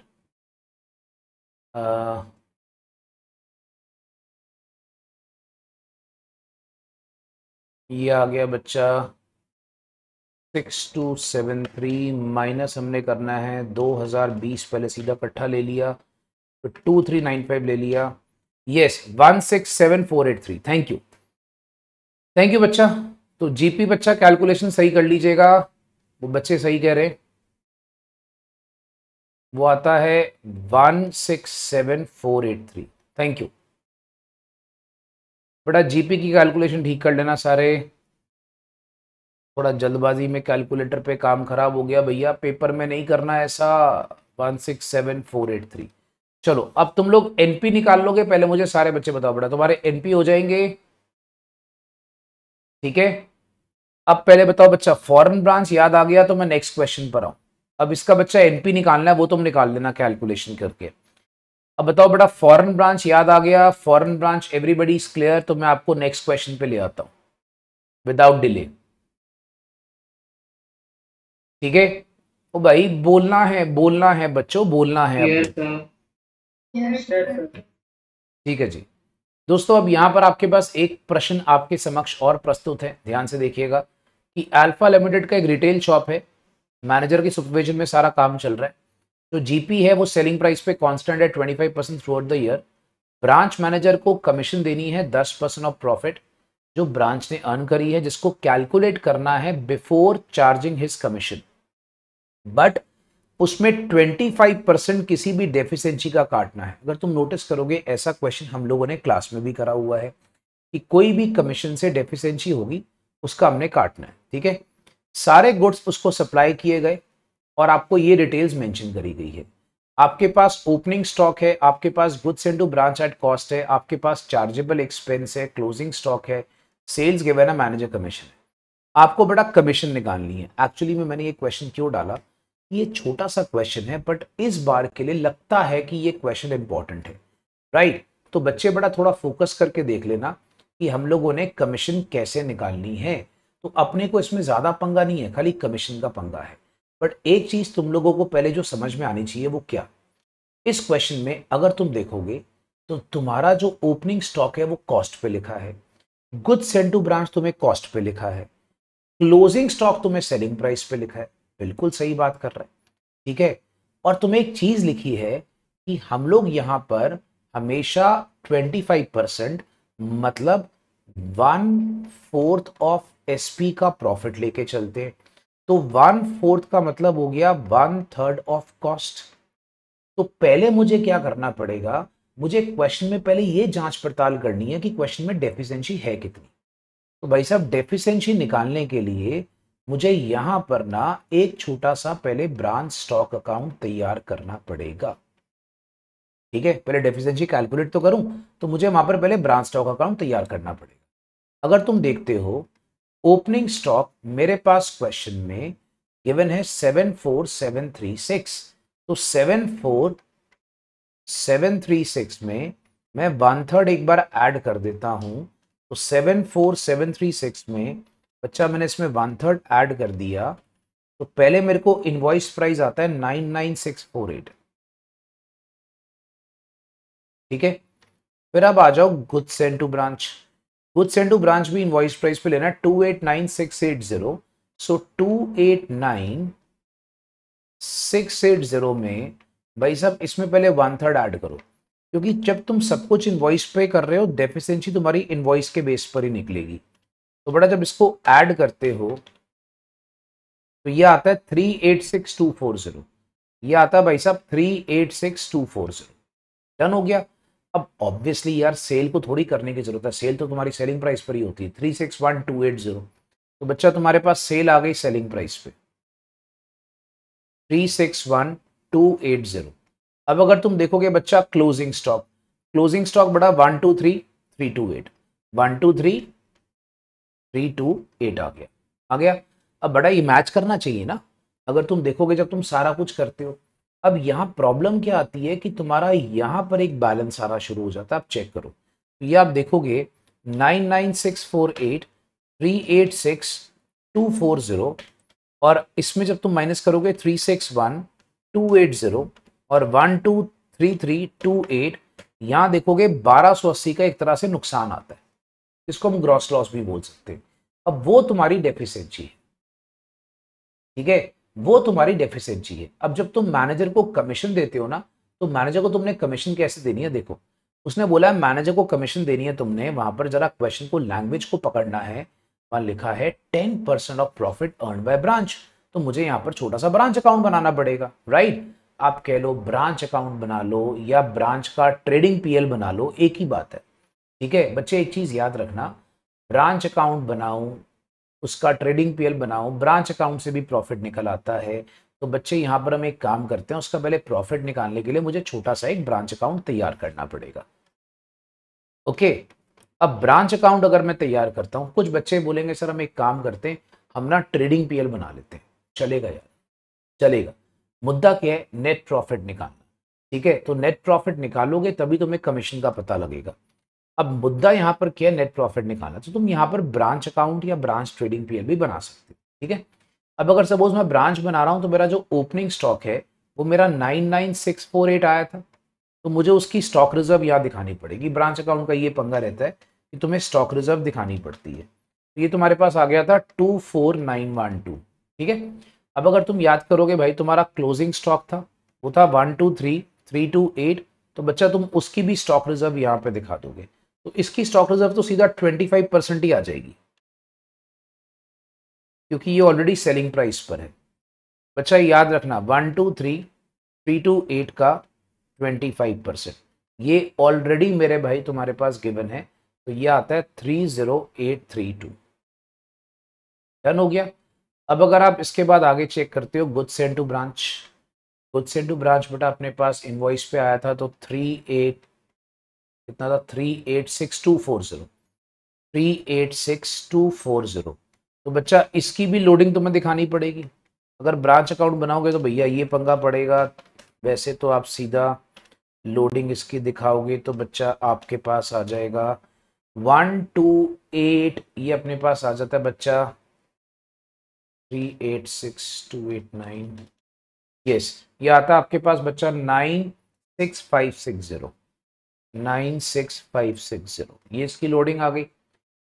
अच्छा अब दोस्तों जब आपने ये सारा ट्रीटमेंट कर लिया ना, हमारे पास चेक कर लो कि फालतू के खर्चे, अच्छा खर्चे भी लिखे हुए हैं, तो बेटा ये भी तुम डाल दो 49120, ठीक है, खर्चे भी तुम्हें दिखे हुए हैं, तो बच्चा तुम यहाँ खर्चे भी दिखा दो। अब एक काम करो, नेट प्रॉफिट देख लो कितना आता है, 24912, 123328, 96560 माइनस 99648 माइनस 30832 माइनस 386240 माइनस 49120, भाई साहब तुम्हारे पास नेट प्रॉफिट आ जाता है 40240, ठीक है। तो नेट प्रॉफिट बच्चा तुम देखोगे 40240।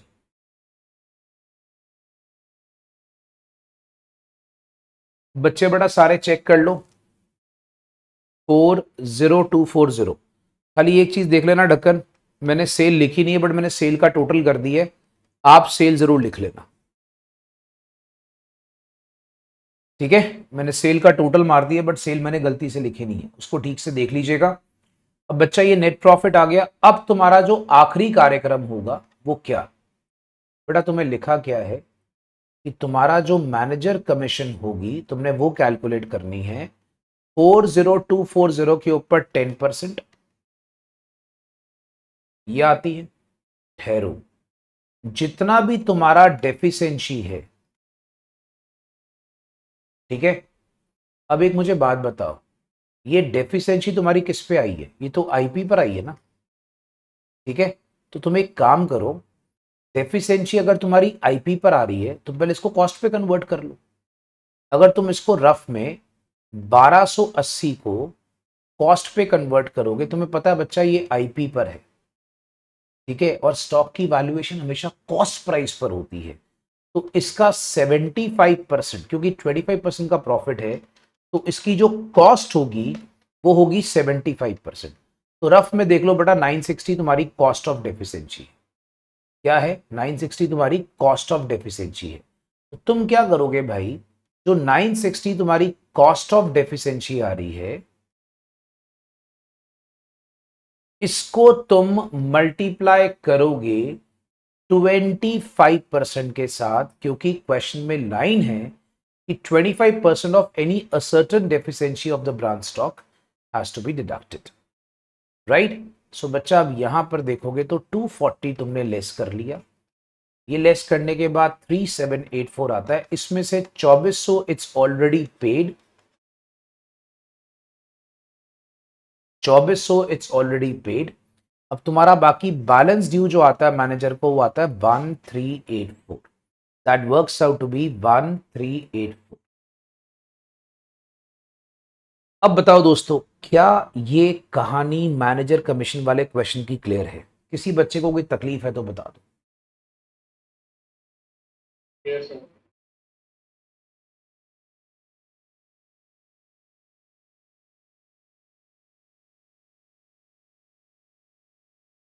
चलो भाई साहब, फिर एक ये क्वेश्चन है, ये मैंने क्वेश्चन आपको पर्पसली डाल दिया, मैंने कहा चलिए एक काम करते हैं, एक स्टॉक एंड डेटर का क्वेश्चन रिवाइज हो जाता है, ठीक है।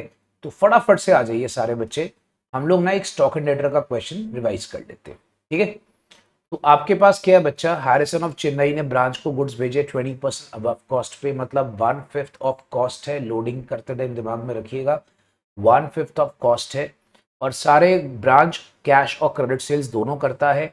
ब्रांच के एक्सपेंसेस सारे हार्डली अपने हम लोग किससे मेंटेन करते हैं, हेड ऑफिस से, और पार्टली किससे करते हैं, ब्रांच से।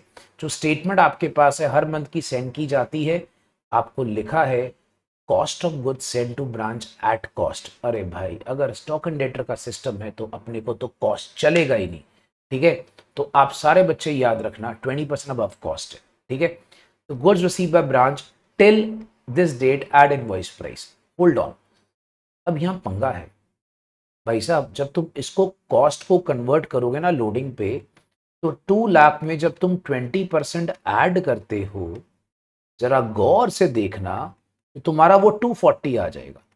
240 के बदले उसको मिला सिर्फ 220 है। गुरुजी 20,000 तुम्हारा क्या है, गुड्स इन ट्रांजिट। जरा इसको नोट किया जाए, तुम्हारा 20,000 क्या हो गया मुन्ना, गुड्स इन ट्रांजिट। अच्छा, क्रेडिट सेल्स इनवॉइस प्राइस पे, कैश सेल्स इनवॉइस प्राइस पे है, टेंशन नहीं है, होने दो, ठीक है। अब यहां पर आपका दिक्कत क्या है कि क्रेडिट सेल्स और कैश सेल्स तुम्हारी वहां पर इनवॉइस प्राइस पर है। चलो टेंशन मत लो, बोलता है क्या आपको लिखा है कि जो एक्सपेंसेस हेड ऑफिस ने पे करे हैं 12,000 के हैं, बैड डेट रिटर्न ऑफ 750 का है, बाकी तुम्हारे पास ना डेटर्स के बैलेंसेस मेंशन है, और कैश इन हैंड के गिवन और स्टॉक के बैलेंसेस दिए हुए। अब स्टॉक में पंगा क्या बड़ा, जो ओपनिंग स्टॉक है वो कॉस्ट पर है और बाकी ये सारा आईपी पर है, तो आईपी वाले की तो टेंशन ही कुछ नहीं है, ठीक है। अच्छा, अब यहाँ पर आपको लेजर अकाउंट्स बताने हैं, जब आपको लिखा है बेटा लेजर अकाउंट्स बनाने हैं, तो इसका मतलब हो गया तुम्हारे को स्टॉक एंड डेटर का क्वेश्चन आ गया है, ये बात दिमाग पे रख लो, ठीक है। तो भाई साहब जब तुम्हें लेजर अकाउंट्स की कहानी डाल दी, मतलब समझ लो तुम्हारे को स्टॉक एंड डेटर का क्वेश्चन आ गया है, राइट। तो चलिए, अब अगर तुम इस पे नोटिस करते हो क्वेश्चन के अंदर, तुम्हें ना वहां पर क्रेडिट सेल्स गिवन है, तुम्हें कैश सेल्स गिवन है, मैं एग्री करता हूं इस बात से लेकर, ठीक है। बट तुम लोगों को एक चीज नोटिस करनी है, क्रेडिट सेल्स तुम्हें लिखा है 165, कैश सेल्स दिया हुआ है 59,000, ठीक है। अब यहां पर जो cash remitted to head office है तुम्हें ये भी लिखा, ठीक है जी। चलो हम एक काम करते हैं भाई, जब मेरे को पता है कि मेरे पास ओपनिंग स्टॉक क्लोजिंग स्टॉक के सारे बैलेंसेस गिवन हैं, तो क्यों ना मैं शुरुआत करूं ब्रांच स्टॉक के साथ। और वैसे भी बड़ा स्टॉक एंड डेटर के ज्यादातर क्वेश्चन ब्रांच स्टॉक से ही शुरू होते हैं, ठीक है। तो ओपनिंग स्टॉक मुन्ना तुम्हें कॉस्ट प्राइस पे गिवन है, तो हम एक काम करते हैं, रफ में 25,000 है ना, सो 25,000 में आप 20% ऐड कर लो, सीधी सादी बात है, ठीक है। सो 25,000 का मैं ये भी कर सकता हूं 120% कर लिया, तो वो कितना आ गया भाई साहब, 30,000 रुपये आ गया। अब यहां पर जो गुड्स सेंड टू ब्रांच है, इसकी मैंने आपको आईपी ऑलरेडी 240 निकाल के बता दी थी, और तुम्हें याद होगा जब मैं यहां पर क्लोजिंग स्टॉक शो करूंगा तो क्लोजिंग स्टॉक के अंदर मेरा 20,000 का गुड्स इन ट्रांजिट भी है, ठीक है। और एक जो क्लोजिंग स्टॉक तुम्हें क्वेश्चन में गिवन है, याद रखना वो तुम्हें 28,000 अलग से गिवन है, ये देखो। तो बेटा मेरे क्लोजिंग स्टॉक के दो पार्ट हो गए, गुड्स इन ट्रांजिट और एक मेरा वहां पर जो गिवन है 28,000, ठीक है। फिर जो मेरी उधार वाली सेल है, क्वेश्चन में चेक कर लेना, उधार वाली सेल मुझे 165 की मेंशन है, और जो मेरी कैश वाली सेल है वो मेरी कैश वाली सेल मुझे 59,000 की गिवन है, राइट। ओके, अब अगर तुम देखते हो इस क्वेश्चन में और कुछ नहीं है, यहां पे बैलेंस आता है, तुम उसको सरप्लस एज्यूम करके चुपचाप ब्रांच एडजस्टमेंट में डाल दो, सारा सरप्लस ब्रांच एडजस्टमेंट, खत्म हो गई बात। तो तुम इसको चेक करते हो, 165, 59,000, 48,000 माइनस वहां पर 270, तो ये आ जाता है 2,000 का सरप्लस। डन हो गया भाई। इसके साथ ही एक छोटू सा आप बना लो डेटर्स अकाउंट। लो बच्चा, ब्रांच डेटर्स अकाउंट बना लेंगे। बैलेंसेस सर हम लोग को गिवन है 32,750 और 26,000। चलो लिखो 32,750 बच्चा तुम्हारे पास ओपनिंग डेटर्स है, और क्लोजिंग डेटर्स तुम्हारे पास कितने हैं 26,000। ये चेक कर लिया जाए भाई। उधार की जो सेल्स है, उधार की ब्रांच स्टॉक 165 है, ठीक है। और तुम्हारे पास क्वेश्चन में एक बैड डेब लिखा है बच्चा 750 का, बैड डेब दिया है भाई 750 रुपए का। तो बैड डेब्ट अगर आप चेक करते हो दोस्त, तुम्हारे को 750 का मेंशन किया हुआ, ठीक है। अब ये आपके पास क्या आएगा, ये आ जाएगा ब्रांच कैश, इसको मानेंगे कैश कलेक्टेड, ठीक है जी। सो 32,750 165 माइनस 750 माइनस 26,000, ये आता है 171। ये आ गया। अब तुम लोगों को भाई साहब यहां पर फिर जब इतनी ब्रांच कैश की आइटम्स हैं, तो क्यों ना हम एक अपना अकाउंट बना ले ब्रांच कैश का, ठीक है। क्योंकि ब्रांच कैश की रेमिटेंस वगैरह भी गिवन है, तो बेटा जब तुम्हारे को ब्रांच कैश की रेमिटेंस वगैरह भी गिवन है, तो मैं रिकमेंड करूंगा तुम एक बार ना ब्रांच कैश अकाउंट भी बना लो। अब ब्रांच कैश का सीन ऐसा है कि तुम्हें कैश के ना ओपनिंग बैलेंसेस, देखो इसी से हिंट मिल जाता है कि ब्रांच कैश बनाना जरूरी है, क्योंकि ब्रांच कैश के ओपनिंग और क्लोजिंग बैलेंस लिखे हुए हैं 5,000 और 2,500। ये ओपनिंग आ गया और भाई साहब ये क्लोजिंग आ गया तुम्हारा 2,500, राइट। अब भी तुम देखोगे तो ब्रांच स्टॉक में बेटा 59,000 की तुम्हारी कैश सेल थी, और ब्रांच डेटर्स में तुमने अभी एक कलेक्शन दिखाई है ऊपर 171 की, ठीक है। और तुमने एक रेमिटेंस भी करा हुआ है, रेमिटेंस तुम्हें वहां पर क्वेश्चन में लिखा है कि जो पैसा हमने हेड ऑफिस को भिजवाया, तो बेटा ये हमारे पास आ गया हेड ऑफिस, हेड ऑफिस को हमने करा है रेमिटेंस, रेमिटेंस हमने करा है 2,22,500 रुपए, ठीक है। अब एक प्रॉब्लम है, यहां पर एक बैलेंसेस कोई आ सकते हैं, तो अब हम क्या करेंगे,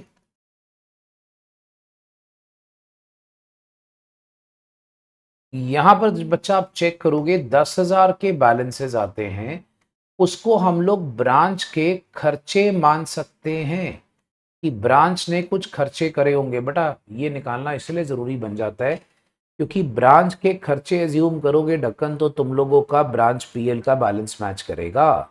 अब देखो ये जो लिखा है ना, ये expense paid by head office है।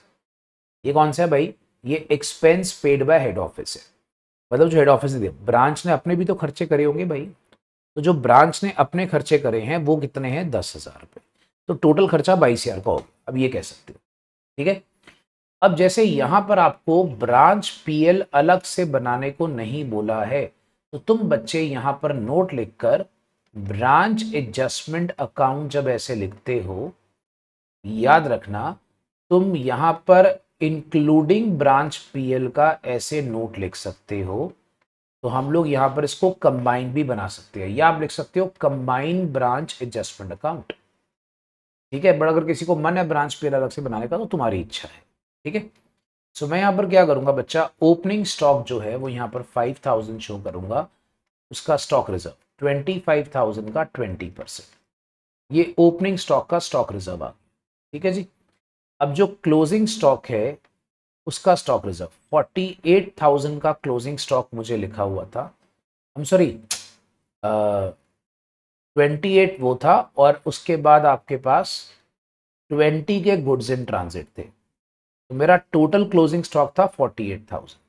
ठीक है, सो 48,000 जो है उसका मैं लूंगा 1/6, क्योंकि 1/5 तो बच्चा आपके पास ऑन कॉस्ट लिखा हुआ है। ठीक है, तो बच्चे यहां पर आप देखोगे 8,000, बच्चा ये इंक्लूडिंग गुड्स इन ट्रांजिट सारा स्टॉक रिजर्व इकट्ठा आ गया। ठीक है, जो गुड्स सेंड टू ब्रांच है उसका मैंने आपको स्टार्टिंग में बता दिया था 240 आया था, तो यहां पर 40,000 की लोडिंग आ गई, 40,000 की भाई साहब लोडिंग आ गई। फिर तुम्हें याद होगा ब्रांच स्टॉक में हमारे पास एक सरप्लस आया था, वो था 2,000 का, वो हमने यहाँ डाल दिया। अब अगर सपोज कर लो तुम्हारा मन है कि तुम सारे खर्चे उठा के यहां डालना चाहते हो, डाल सकते हो। खर्चे तो टोटल तुम्हारे कितने हो गए 22, 22 कैसे, 10 और 1 हो गए 12।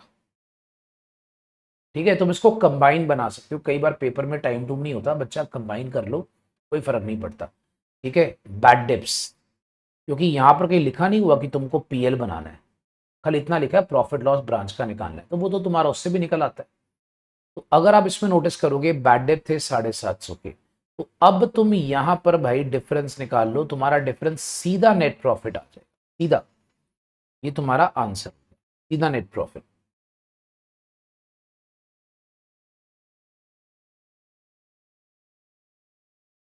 सोलह 250,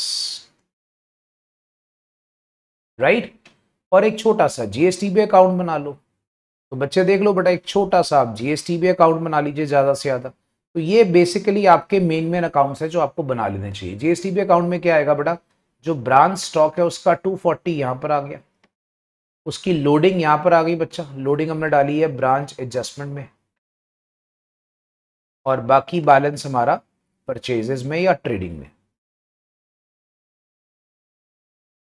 ये लो दोस्तों, अब आप मुझे प्यार से बताइए, क्या ये कहानी तुम लोगों को क्लियर है, जल्दी से बताइए।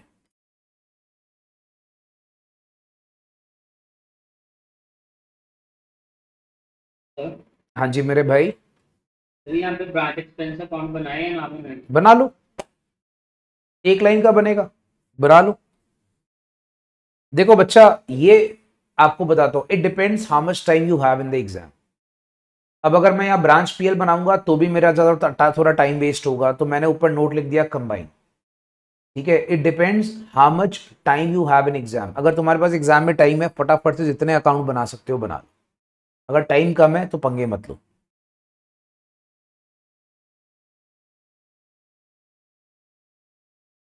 ठीक है बच्चा, तो अब आप मुझे सारे बच्चे बताइए कि क्या तुम लोगों को ब्रांच याद आ गया। फिर भी कोई डाउट होगा बेटा टेंशन मत लेना, जब तक तुम्हारे पेपर में तुम इंटर क्लियर नहीं कर जाते भाई मैं तुम्हारे साथ हूं, बिल्कुल टेंशन मत लेना, इंटर क्लियर करा के छोड़ूंगा। तो भाई साहब बिल्कुल अपनी चिंता बिल्कुल छोड़ दो और अपना पढ़ाई पे फोकस करो। और एक चीज खास बात जो मैं आपको at the end of the class बोलना चाहूंगा, आजकल ना यूट्यूब पे बहुत सारे घटिया वीडियो सर्कुलेट कर रहे हैं, टीचर पागल हुए हुए। मेरे को कल किसी बच्चे ने बताया था, तो मैंने देखा कि आईसीआई का पेपर का कोई स्कैम है, चेक होने में गलती होती है, ये करते हैं वो करते हैं। बेटा इन दिनों में ना पहली बात तो ऐसे वीडियोस बना के डालना ही नहीं चाहिए। क्यों? इट डेवलप्स नेगेटिविटी, बच्चे का दिल टूटता है ऐसी बातों से। तो पहली बात तो भाई ऐसे वीडियो तो जो टीचर खाली अपनी पब्लिसिटी के लिए बना रहे हो उनसे बड़ा डैश डैश कोई नहीं है, क्योंकि इस टाइम पे बच्चे को सिर्फ क्या चाहिए, intense motivation. So we should not spread negativity. अपने लिए याद रखना, नेगेटिविटी को अवॉइड करो। अगर तुमने एफर्ट लगाया है, तुमने मेहनत करी है, तुम्हें पास होने से कोई नहीं रोक सकता, याद रखो, चाहे वो आईसीआई क्यों ना हो। तो एक सिंपल सा फंडा दिमाग में रख लो।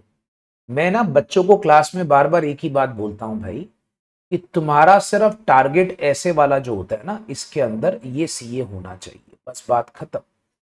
अगर तुमने डिटर्मिनेशन से काम कर रहे हो, तुम मेहनत कर रहे हो मेरे भाई, तो तुम्हें कोई नहीं रोक सकता। तो एंजॉय द पार्टी, ठीक है। एंड प्लीज अभी थोड़े दिनों के लिए ना अवॉइड ऑल दीज वीडियोस। वैसे तो if you avoid the cancer that is the phone, ठीक है, as max to possible and use it only for your studies, then it's very beneficial, right. तो फालतू चीजें सब बंद कर देना। कोई भी इस टाइम पे बेकार की वीडियोस हमने नहीं देखनी। आई होप इट्स क्लियर बच्चा, ठीक है। माइंड को पॉजिटिव रखोगे तभी स्ट्रांग रहोगे, माइंड को पॉजिटिव रखोगे तभी आप फाइटर रहोगे। अगर माइंड को नेगेटिव रखोगे तो आप और ज्यादा वीक होते जाओगे। So stay positive and stay healthy and strong. God bless you all, keep on studying. Next chapter बच्चा अब मैं आपका मंडे को लूंगा, राइट, मैं आपको अनाउंस कर दूंगा। चलिए, thank you, bye bye, God bless, bye. Thank you sir.